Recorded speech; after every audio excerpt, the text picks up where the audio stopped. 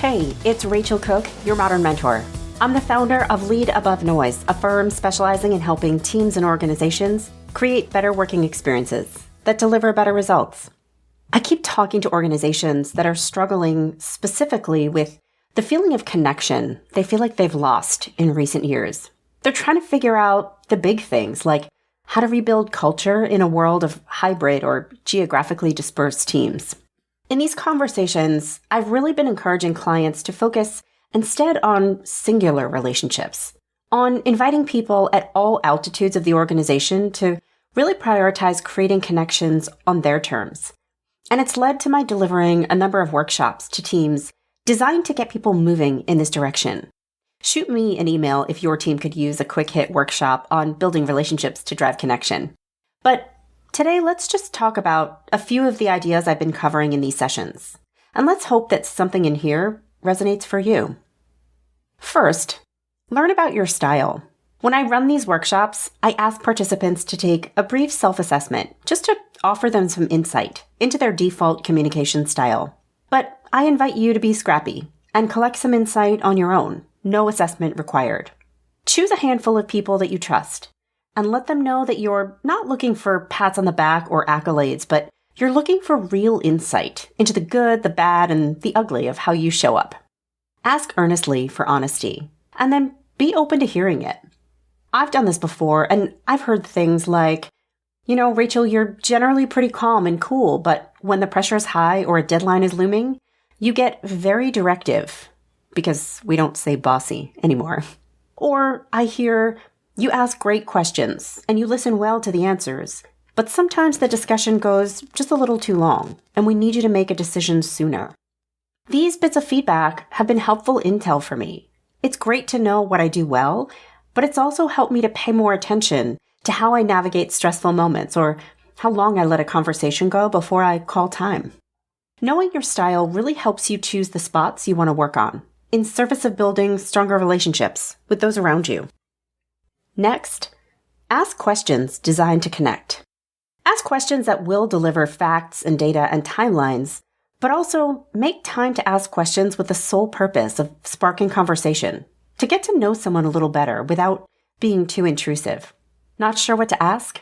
My friend Naomi just introduced me to a fun, free tool.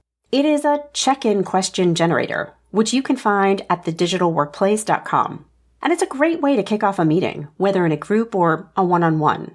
It'll generate questions about your career dreams from when you were 8, or the best places you've traveled to.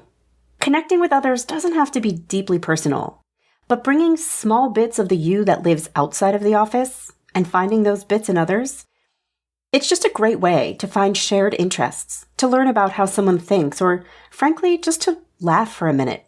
Couldn't we all just use an extra dose of humor at work sometimes?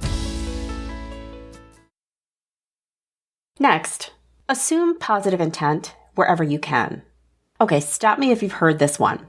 So you're really good at this thing, and your colleague is working on a project that involves a heavy dose of that thing. So you offer to help him out, but he says no thanks, because he is obviously full of himself and way too good to need your help. Right? Okay, maybe. But in reality, he said no thanks because he sees how often you're being tapped to help people with that thing, and he's trying to shield you from one more ask. So often there are the facts, like you offered to help, and he said no thanks. And then there are the ways in which we interpret the facts. And many of us, not me, because I, of course, am deeply confident at all times, we default to assuming the worst of somebody else. I say, unless someone has truly and explicitly offended you, when your first reaction is to feel hurt, ask yourself, what's another possibility here, and am I willing to believe it? Say yes to yourself whenever you can, because rarely are people being mean or malicious. More likely they're busy or anxious or a million other things that have nothing to do with you. So let's give them the benefit of the doubt in service of preserving that relationship. Next up, prioritize people time. You know how when you have a coffee date with a colleague booked, but a meeting pops up, you almost always cancel the coffee date? But if a meeting is booked and a colleague asks you to coffee, you're like, no way, friend, got a meeting. We have to stop this. Not 100% of the time. Sometimes a really urgent meeting pops up and we have to take it. But that should be an exception. The rule should be that time spent connecting with a colleague matters, because building relationships helps us to better collaborate, to more safely share ideas, to give and receive feedback.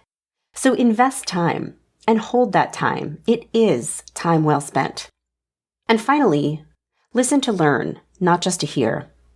I run this modulated leadership program for one client, and I've delivered it so far to 5 cohorts of their leaders. The first module includes a panel discussion with 3 of that company's most senior leaders. And it's a conversation about how they've developed and evolved their leadership styles over the years. One of the leaders, Bree, says the same thing every time. She says, "I've learned to listen to learn, not just to hear." And every time, the room falls silent. And it's magic, and I love it. So now, I've stolen it, with full credit to Bree. We all know we need to listen. But Bree's point, or at least my interpretation of it, is that the best listeners are listening for more than just words, ideas, or facts. They're listening to extract meaning or insight. Like when a colleague keeps telling you about their kid and their parents and their weekend job, they may be telling you about those things, or they may be saying, "Hey, I have a lot going on here and I'm kind of overwhelmed. I could use your help." Or when your boss says, "Hey, that update email you sent this week was awesome." He may be dropping you a compliment, or he may be saying, "Hey, it really helps me when you keep me in the loop. If you could do that every week or 2, that would be really useful." If you're not sure what's really being said, don't be afraid to ask. But when you listen to find meaning, your relationship can only be improved. So where will you begin? Join me next week for another great episode. Until then, visit my website at leadabovenoise.com if your organization is looking to dial up its employee experience or deliver some leadership development that activates change. You can follow Modern Mentor on Apple Podcasts, Spotify, or wherever you listen to podcasts. Find and follow me on LinkedIn. Thanks so much for listening and have a successful week. Modern Mentor is a quick and dirty tips podcast. It's audio engineered by Dan Farabend with script editing by Adam Cecil. Our podcast and advertising operations specialist is Morgan Christensen. Our digital operations specialist is Holly Hutchings. And our marketing and publicity associate is Davina Tomlin.